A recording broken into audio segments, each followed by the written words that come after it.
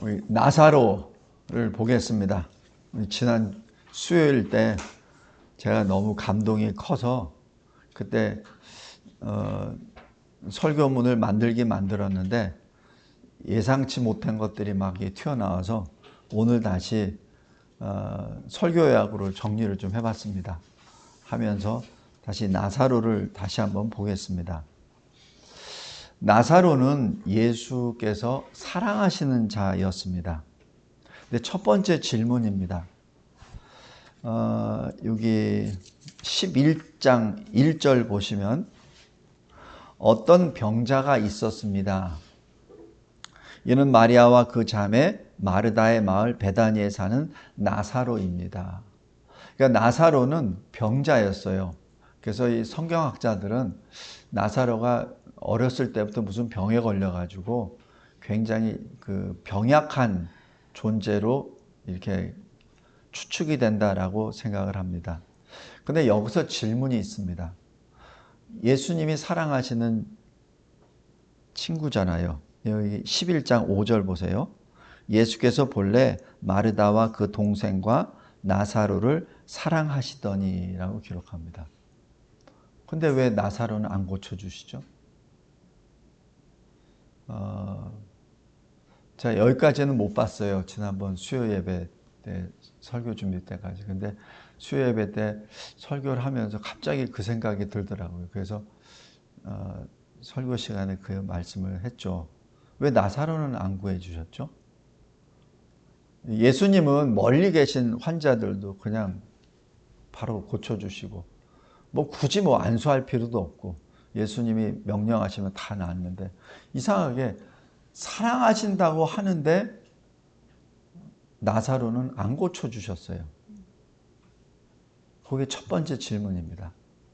그 다음에 두 번째 질문은 여기 11장 6절에 보면 나사로가 병들었다함을 들으시고 바로 가시든지 아니면은 이 소식을 알려준 사람한테 빨리 돌아가라. 그가 나았다. 이 한마디만 하시면 되잖아요. 그러면은 나사로는 나을 텐데. 우리 항상 그 예수님이 하신 거 잘 보세요. 그죠? 굳이 거기에 방문하시, 뭐 신방 가셔가지고 뭐 하실 필요도 없는 분이에요. 백부장의 신하가 아플 때 그냥 가라. 하니까 그냥 그 시기로 낫잖아요. 그런데 나사로는 아무 조치를 안 해주세요. 그냥 병들었다함을 들으시고 그냥 이틀 동안 그대로 머무십니다. 그리고 예수님이 먼저 말씀하세요. 11절에 나사로가 잠들었도다. 예수님은 그러니까 다 아신다는 거예요. 그 잠들었다는 것이 죽었다는 것을. 지금 여기 요한복음 11장 14절에 나사로가 죽었느니라. 이렇게 말씀하세요. 그러니까 예수님은 다 알고 계세요. 나사로가 병자고, 그 다음에 지금 죽을 병에 걸렸고, 그 다음에 죽었다 하는 그 사실을 다 아시는 분이에요. 그 다음에 예수님이 11장 15절에 내가 거기 있지 아니한 것을 너희를 위하여 기뻐하노니 이는 너희를 믿게 하려 함이라. 그러면서 이제 떠나시죠. 그냥 이것은 단순한 어떤 그 에피소드나 어떤 사건이 아닙니다.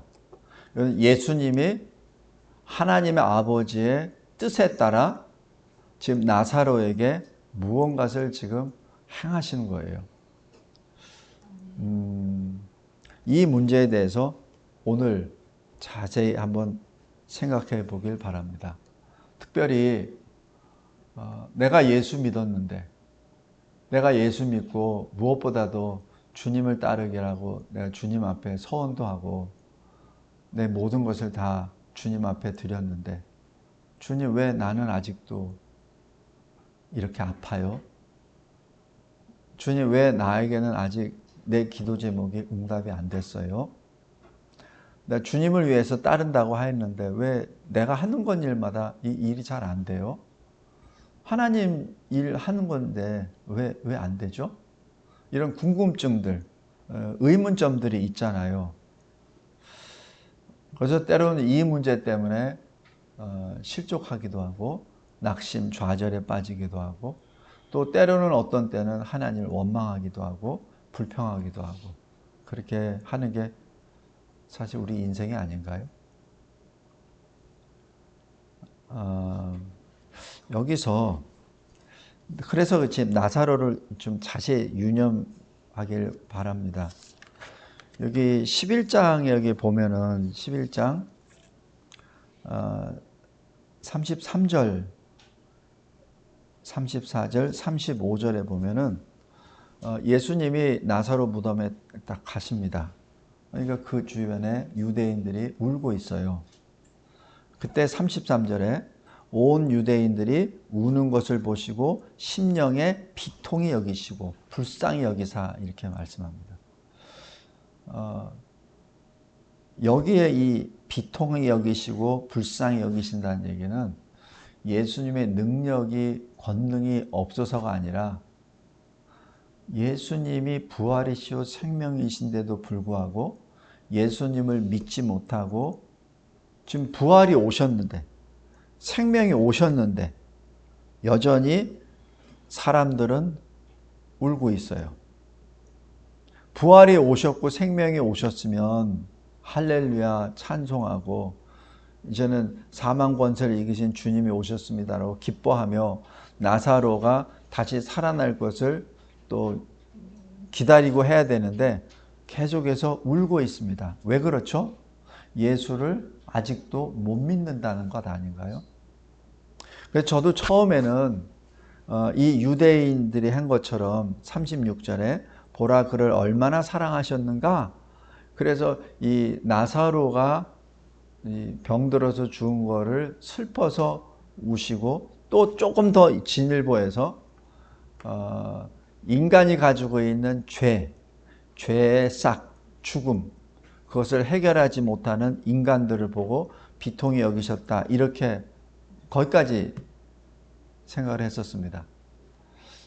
근데 지난 수요 예배 때 이렇게 보니까 그게 거기까지가 아니라 그것도 포함이 되는데 더 큰 비통함은 아직까지도 예수를 믿지 못하는 사람들이 여기 이렇게 많구나.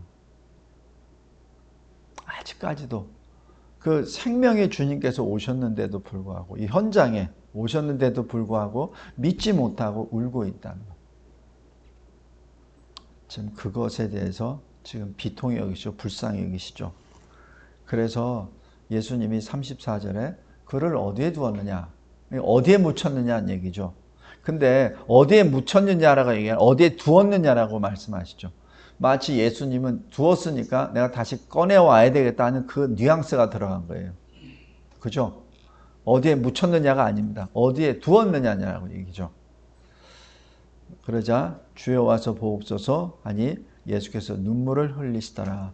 여기서 눈물은 그냥 흐느끼는 것이 아니라 큰 소리로 우셨다는 원어적인 해석이 여기서 중요합니다. 주님은 믿지 못하는 유대인들을 향하여 지금 울고 계세요. 이 모습이 지금 우리에게도 그대로 적용이 되는 것이 아닌가 봅니다. 성도 여러분, 우리가 예수를 믿는다고 하면서 우리가 예수를 얼마나 신뢰하고 믿고 있습니까? 우리 로마서 9장 한번 보세요. 로마서 10장.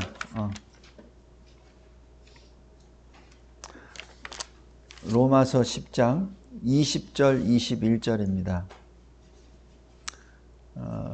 이 내용은 이사야서 65장 1절 2절 말씀을 그대로 사도 바울이 기록한 겁니다. 이사야는 매우 담대하여 내가 나를 찾지 아니한 자들에게 찾은 바 되고 내게 묻지 아니한 자들에게 나타났노라 말하였고 이스라엘에 대하여 이르되 순종하지 아니하고 거슬러 말하는 백성에게 내가 종일 내 손을 벌렸노라. 지금 무슨 말씀이에요? 지금 주님이 구주께서 계속 자기 백성들을 지금 찾고 계신다는 얘기예요. 근데 자기 백성은 주님을 안 찾아. 묻지도 않아. 또 그런 백성들을 향하여 종일토록 손을 벌렸다. 손을 벌려서 부르셨다라는 거예요. 그런데 그 백성 중에 누구도 주님을 바라보고 오는 사람도 없고 듣는 사람도 없어요. 지금 여기 35절에 요한복음 11장 35절에 눈물을 흘리시다라는 얘기는 무덤에 누워있는 이 나사로가 시체로 썩어 있기 때문에 슬퍼서 우시는 것이 아닙니다. 그래서 우시는 것이 아니라 지금 주님이 오셨는데도 불구하고 주님을 찾지도 아니하시고 주님이 직접 여기서 계시는데도 보지도 아니하시고 듣지도 아니하시고 종일토록 두 손을 들어서 내가 여기 왔노라, 내가 너희를 부르노라 라고 하는데도 아무도 안 들어. 아무도 느끼지도 못해. 지금 그래서 눈물을 흘리신다고 저는 해석합니다. 제가 지난 수요일까지만 하더라도 그냥 그 자체 1번은 나사로의 그 죽음, 2번은 인간의 죄의 결과 죽음, 그거에 대해서 눈물을 흘리셨다고 생각하는데 다시 수요예배를 쭉 하시면 지금까지 쭉 생각해 본 거는 그것 때문에 눈물을 흘리셨다기보다는 직접 주님이 오셨는데도 불구하고 주님을 보지 못하고 찾지도 아니하는 주의 백성들을 위하여 눈물을 흘리셨다라고 그렇게 해석합니다. 39절에 돌을 굴리라고 하니까 마르다가 옆에서 주여 죽은 지 나흘이 되면 벌써 냄새가 나나이다 라고 말을 하죠. 냄새가 나고 있어요. 이때 그냥 굴리라고 하시죠. 그래서 돌을 옮겨 놓습니다. 이때 하나님 아버지께 기도합니다. 아버지여, 내 말을 들으신 것을 감사하나이다. 항상 내 말을 들으시는 줄을 내가 알았나이다. 그러나 이 말씀 하옵는 것은 둘러선 무리를 위함이니 곧 아버지께서 나를 보내신 것을 그들로 믿게 하려 함입니다. 왜 하나님 아버지께 기도하시죠? 하나님 아버지와 예수님은 하나예요. 그래서 어찌 보면 기도 안 하셔도 돼요. 우리 다른 어떤 귀신 내쫓거나 어떤 병 고치거나 야이로의 12살 딸 고치거나 하실 때 하나님 아버지께 기도하셨나요? 안 했잖아요. 그런데도 바로 죽었다가 일어나고 병이 낫고 하잖아요. 근데 왜 유독 여기서는 하나님 아버지께 기도할까요? 왜? 예수께서 하나님의 아들이심을 지금 계시하시는 것이죠. 너무 안 믿으니까 이 여기에 있는 사람들이 예수께서 행하신 것을 그렇게 봐도 보지도 못하고 듣지도 못하고 깨닫지도 못하고 여전히 그 죄인의 모습으로 슬퍼하고 있으니까 지금 그것을 불신 앞에서 하나님 아버지께 통성으로 지금 기도하시는 거예요, 지금. 그러니까 요한 사도가 이걸 기록했죠. 하나님 아버지께 큰 소리로 이게 감사하나이다, 내 아버지여 라고 부르시는 것이죠. 그냥 속으로 말씀하신 것이 아니라 이거는 계십니다. 예수께서 하나님의 아들이심을 지금 하시는 거죠. 그리고 그들로 믿게 하려 함입니다 라는 거, 뭘 믿게 하냐면 아버지께서 나를 보내신 것, 다시 얘기해서 내가 아버지 아들이라는 것을 믿게 하려 하십니다. 이걸 어떻게 기도했다고요? 소리내서 기도하신 거죠. 왜? 주위에 있는 사람 믿게 하려고. 그렇죠? 예수님이 그냥 아무 생각 없이 이렇게 기도했겠습니까? 예수님이 무슨 인기 얻으려고? 아니에요. 이 사람들을 믿음을 주기 위해서 이렇게 한 거죠. 아까 제자들에게 이틀 전에 출발할 때도 내가 이렇게 미리 얘기한 것은 너희들의 믿음을 위한 것이다. 내가 그래서 거기 가지 않은 것을 내가 기뻐한다라고 얘기했잖아요. 이건 누구에게 얘기한 겁니까? 제자들에게 하신 얘기죠. 제자들의 믿음을 위해서 얘기하신 것이죠. 그러니까 제자들의 믿음을 위해서 미리 말씀하시고 그 다음에 지금 이렇게 한 것도 지금 제자들뿐만 아니라 주변에 있는 모든 유대인들의 믿음을 위해서 지금 이렇게 얘기하신 것이죠. 그냥 예수님이 그냥 시간이 나니까 이렇게 한 것이 결코 아니라 믿음을 위해서 하신 겁니다.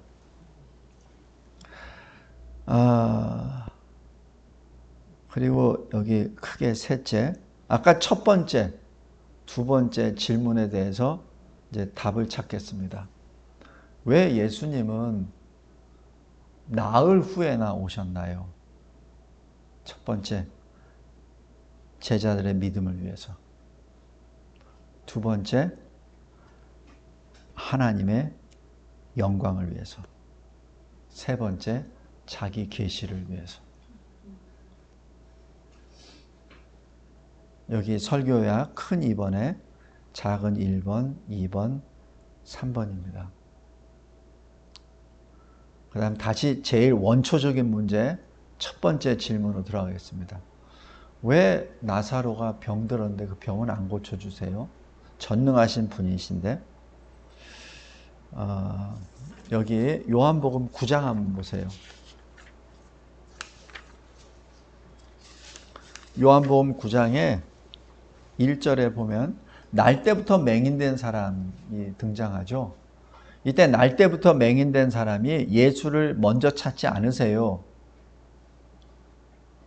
예수님이 먼저 가세요. 9장 1절에 예수께서 길을 가실 때 날 때부터 맹인된 사람을 보신지라라고 기록했죠. 그러니까 맹인이 먼저 주님을 찾은 것이 아니라 예수님이 먼저 보세요. 이것이 은혜의 순서입니다. 그러자 이 맹인으로 태어난 사람이 그 인생의 질문을 자기 마음속에 심중에 있었던 그 질문에 대한 답을 주세요. 어떻게? 2절에 보면 제자들이 선생님, 이 사람은 자기 죄 때문에 이렇게 됐습니까? 아니면 부모 죄 때문에 이렇게 됐습니까? 이렇게 묻죠. 지금 이 질문 때문에 이 맹인으로 태어난 사람은 평생 동안 이 질문에 답을 얻지 못하고 늘 눌려서 죄인으로 살았던 것이죠. 자기 스스로 죄인이라고 하기 이전에 주변 사람들이 다 죄인이야. 쟤는 천벌받았어. 그러니까 날 때부터. 그러니까 날 때부터 맹인 됐다는 얘기는 어찌 보면은 이 눈 자체가 없다고도 볼 수 있어요. 그러니까 아예 푹 꺼진 상태에서. 아예. 여기 수정체나 이런 것 자체가 없는 상태일 수 있습니다. 날 때부터 그랬으니까. 그러니까 이 사람은 지금 평생을 살면서 자기 자신이 고백하기 전에 남들이 넌 죄인이야라고 하는 그 속에서 인생을 살아왔던 거예요. 맹인이 한 발자국 제대로 자기 의사대로 움직일 수 있나요? 못 움직이잖아요. 태어날 때부터 아무것도 안 봤는데, 아무것도 안 보이는데, 그냥 소리만 들리고 느낌만 오는데, 어디로 움직입니까? 옆에서 어렸을 때는 부모가 손을 잡아주고, 나중에 커서는 뭐 형제나 친구들이 손을 잡고, 지금은 어디서 길거리에 앉아있죠? 누군가가 얘도 살아야 되니까 길거리에서 좀 구걸하라고, 그래서 데려다 놓으니까 거기 앉아있는 거지.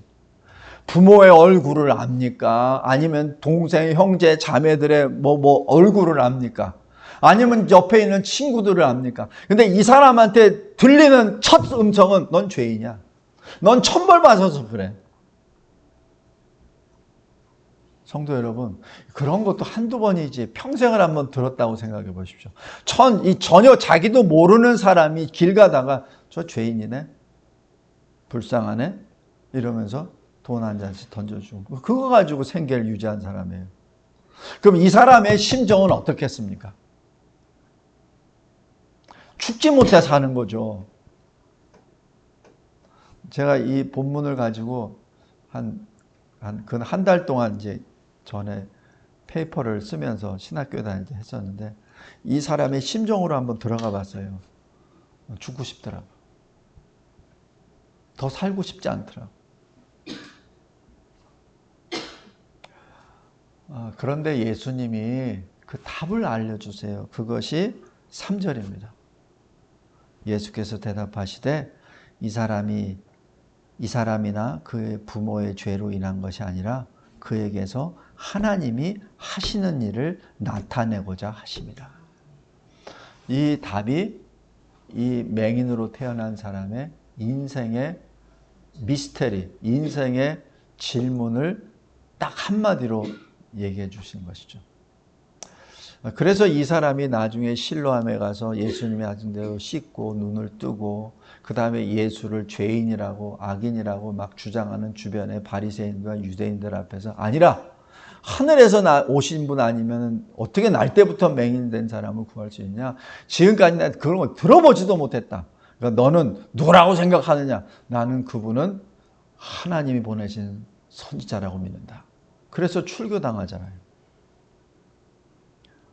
이 사람은 예수님을 만난 다음에 바로 절을 하였다라고 그렇게 예배 드린 사람입니다. 이 특별한 사람이에요. 왜? 자기의 인생의 의문점을 주님이 해결해 주셨거든요. 그냥 그 질문에 대해서 해결뿐만 아니라 직접 자기 눈을 또 열어주시고 지금까지 있었던 모든 것에 대해서 이제 자유하고 새로운 피조물을 살게 되시잖아요. 그래서 이 9장의 마지막 부분에 뭐라고 되냐면은 여기 9장의 38절 이르되 주여 내가 믿나이다 하고 절하는지라. 이 자체는 예배드리고 그 다음에 예수와 동행했다는 것을 의미합니다.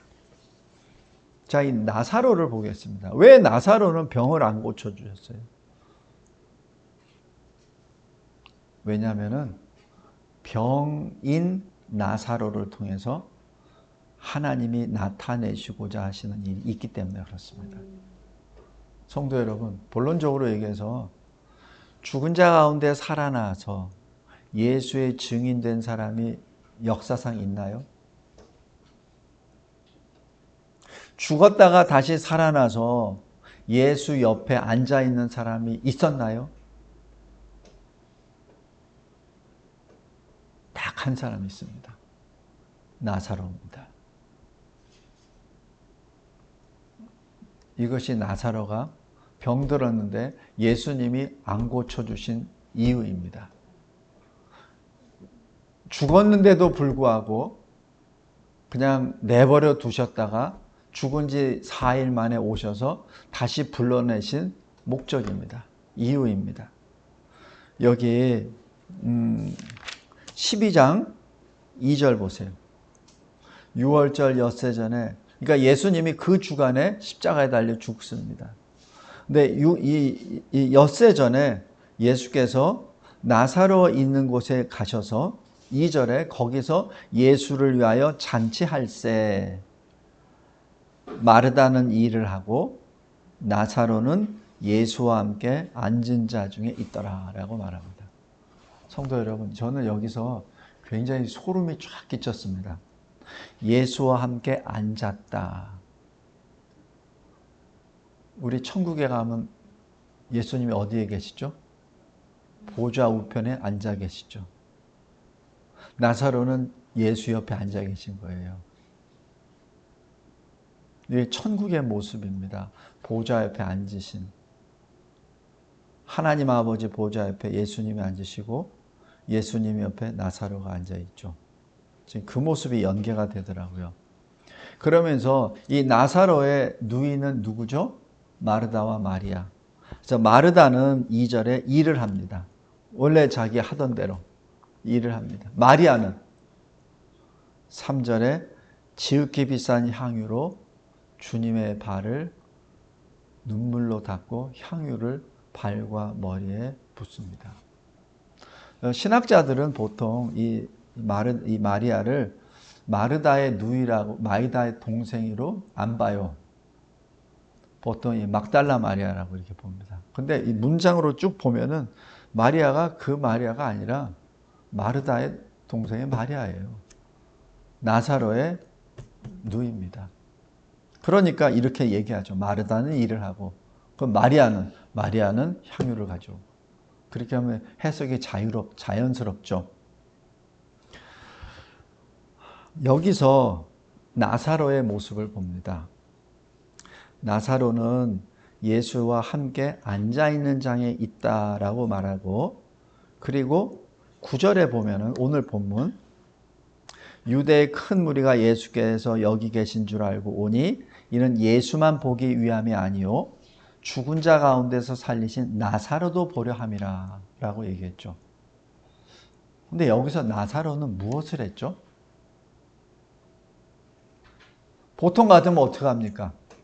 나사로가 일어나서 내가 죽었다가 내가 어디 갔었는데 사후세계 뭐 천국에 갔든지 어디 갔는데 갑자기 주님이 나 불러서 오셨습니다. 뭐 이렇게 뭐 간증해야 될 거 아니에요. 아니면 뭐 전혀 뭐 기억이 없다든지 뭐 이런 얘기를 해야 되는데 지금 나사로는 한마디도 안 합니다. 우리 저기 12년 동안 혈류증에 걸렸던 그 여인은 어떻게 돼요? 계속 얘기하잖아요. 내가 12년 동안 많은 의사들로부터 괴로움을 받고 돈도 다 쓰고 다 했는데 내가 어느 날 예수님이 가시는데 옷자락이라도 잡으면 내가 날 것 같아 구원을 받을 것 같아서 내가 뒤에서 옷자락을 잡았더니 순간에 내 피가 딱 멈췄습니다. 그때 주님이 나한테 돌아보시고 말하라고 하길래 내가 일어나서 이렇게 얘기합니다. 그것이 저희 마가복음 5장에 기록되어 있습니다.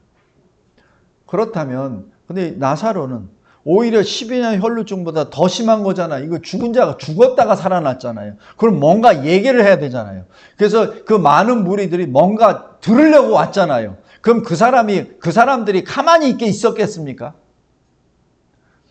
나사로 진짜 죽었었어?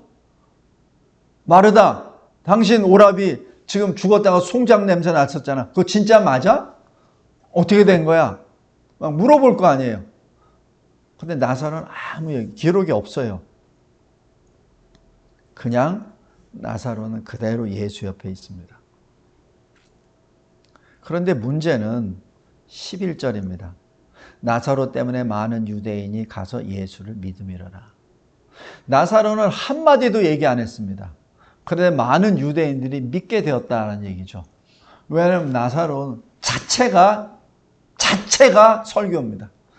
나사로가 살아서 예수님 옆에 있다는 그 자체만이라도 큰 설교고 선포고 증거죠. 그 자체가 굳이 얘기 안 해도 됩니다. 성도 여러분, 저는 이 본문을 통해서 나사로가 한 거 아무도 없어요. 그리고 11절을 끝으로 해서 나사로에 대해서는 아무런 기록도 없습니다. 나사로는 예수님과 함께 있는 그 자체로 자기의 남은 새 인생의 사명을 감당한 겁니다. 성도 여러분, 여러분들이 예수 믿고 여러분들이 생각했던 방식으로 뭐가 형통하지 않았다고 했을 때 너무 서러워하지 말기 바랍니다. 여러분이 예수를 믿는 그 자체만으로도 여러분은 그 사명을 감당하고 있는 겁니다. 여러분이 나중에 어떤 세대가 악해져서 예수 믿는다는 것 때문에 끌려갈 수도 있고 예수 믿는다는 것 때문에 죽을 수도 있습니다. 그때 무슨 변명할 필요도 없고 그냥 나는 예수를 믿습니다라고 예수 옆에 있는 그 자체만이라도 예수님이 기뻐하십니다. 지금도 마찬가지예요. 많은 사람들이 우왕좌왕하면서 예수를 배도하고 반역하고 예수님이 주신 그 말씀을 거역하고 믿지 아니하고 성경 자체를 믿지 아니하고 이상한 무리들이 막 모여가지고 으쌰으쌰하면서 저쪽으로 갈 때 예수 자체만을 믿고 그 자리에 있는 것, 예수와 함께 있는 그 자체가 주님께 충성하는 것입니다.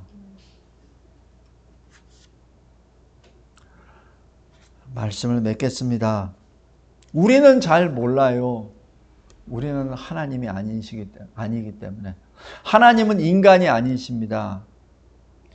그래서 하나님이 우리에게 무엇을 요구하시는지 그것을 정확히 알 때 나사로처럼 비록 아무 표현은 안 하지만 늘 주님과 함께 있는 저와 여러분이 되기를 바랍니다. 어떠한 시대가 어떻게 세대가 변하고 또 변질된다 하더라도 변함이 없고 변할 수 없는 신실하신 그 주님과 함께 있는 우리가 됩시다. 제가 로잔에 대해서 계속 말씀드리는 것이 너무 서글퍼서 그래요. 제가 미국에 있을 때 공부했었던 그 당시에 있었던 내 동료들, 신학생들, 목사들, 그때 가르쳤었던 교수들 다 로잔에 서 있어요. 너무 안타깝습니다. 그냥 제가 하도 답답해서 지난주에 그거를 하고 난 다음에 다 보내줬어요. 근데 아무도 응답이 없어요. 뭐 네가 잘못한 거야, 뭐 이거 너무 과하게 한 거야, 뭐 이렇게 얘기도 없고, 아니면 나도 그거 어그리해 이런 얘기도 없고, 그 얘기는 따라가는 얘기죠. 다 박사들이에요. 다 목사들이에요. 교수들입니다. 성도 여러분, 주님이 명하시는 나를 따르라 하실 때는 너 자신을 부인하고 내 몫에 있는 십자가를 메고 나를 따르라 하시는 그 말씀은 예수님이 십자가에 오르실 때 누가 같이 따라갔나요? 아무도 따라간 사람 없습니다. 예수님 혼자 갔지. 우리 외로워하지 맙시다. 슬퍼하지도 맙시다. 지금 당장 내가 아무것도 가진 것 없고 어떤 새가 없다고 또 두려워하지도 맙시다. 그냥 주님이 걸어가신 길을 그냥 주님과 함께 걸어갑시다. 누구처럼? 나사로처럼. 병자인데 주님이 안 고쳐주세요. 주님 왜 나 안 고쳐주세요? 주님이 나 사랑하신다 그랬잖아요. 근데 말씀만 하소서. 그럼 내가 병이 날 텐데 왜 나를 안 고쳐주세요? 나사로가 그렇게 원망했다고 기록된 게 있나요? 자기가 병들어 죽게 되었을 때 그냥 거기서 주님이 어떤 분이라는 거 다 알 텐데 주여 나를 좀 살려주세요. 나를 왜 이렇게 버려두십니까? 라고 기록된 거 있나요? 마르다나 마리아가 그렇게 오라버니가 그렇게 했다고 전하나요? 없어요. 아무것도 없어. 그에겐 나사로는 그대로 받아들인 것이요. 그리고 주님이 명령하신 대로 주님 옆에 계시고 그리고 주님을 그대로 그의 존재로 증거하였던 증인입니다. 마치 세례 요한이 예수 그리스도를 먼저 증거하고 나는 쇠하여야 되고 그는 흥하여야 되겠다라고 하면서 세례 요한이 순교의 길을 걸어갔던 것처럼 나사로도 조용히 아무 표현 없이 예수의 증인으로 병들었고 죽었고 다시 살아났고 주님 옆에 앉아서 주님을 증거했죠. 성도 여러분, 다시 한번 나사로의 삶과 죽음, 다시 삶을 묵상하며 우리 인생 가운데 임하였던 여러 가지 풀리지 아니하는 의문점에 대해서 감사하며 주께 나갑시다. 분명히 거기에는 하나님의 뜻이 있어요. 내가 이 세상에서 제대로 형통하지 못한 것을 통하여 하나님이 나타내시고자 하시는 뭐가 있다는 겁니다. 꼭 내가 형통했을 때 나타내시고자 하는 것뿐만 아니라 내가 형통하지 못했을 때에도 하나님이 내 인생 가운데 나타내시고자 하시는 것이 있다는 얘기예요. 그것을 믿음으로 받고 우리 나사처럼 주님 옆에 있읍시다. 하나님 감사하고 감사합니다. 하나님이 주신 이 말씀, 그 행간의 그 감동을 조금씩 알게 해주심에 진심으로 감사합니다. 주님, 이 믿음과 이 감사로 찬송하며 주와 함께 걸어가게 하옵소서. 예수 그리스도의 이름으로 기도드리옵나이다. 아멘.